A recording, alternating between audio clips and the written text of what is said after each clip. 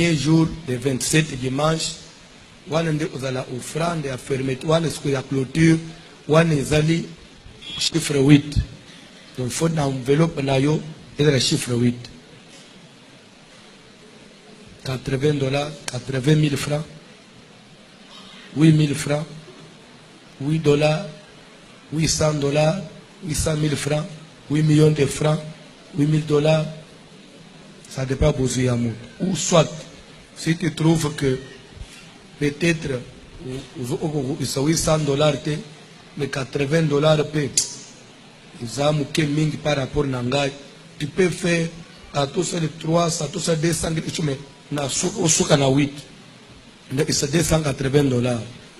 C'est $180. Donc, 8 est à la carte. $28, $58. Il y a des chiffres 8.